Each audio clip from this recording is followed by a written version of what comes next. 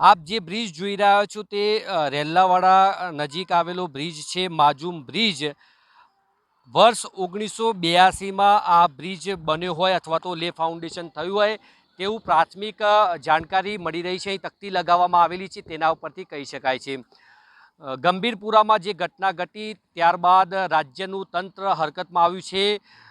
રાજ્યના અલગ અલગ જિલ્લાઓમાં વહીવટી તંત્ર દ્વારા સ્પેશિયલ ચેકિંગ કરવામાં આવી રહ્યું છે, એટલે કે વિઝ્યુલાઇઝેશન ચેકિંગ કરવામાં આવી રહ્યું છે।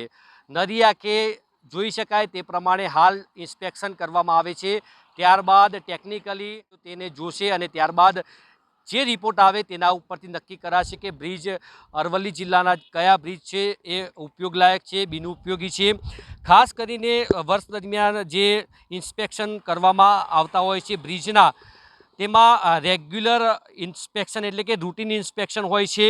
તેમાં આ વર્ષ દરમિયાન તેમાં સામાન્ય દેખરેખ, ક્રેક્સ, પાણી લીકેજ, તિરાડો, પેઇન્ટિંગ્સ, જોઈન્ટ્સ વગેરે ચકાસવાનું હોય। સાથે જ ડિટેલ ઇન્સ્પેક્શન દર 5 વર્ષે એકવાર ફરજિયાત હોય છે।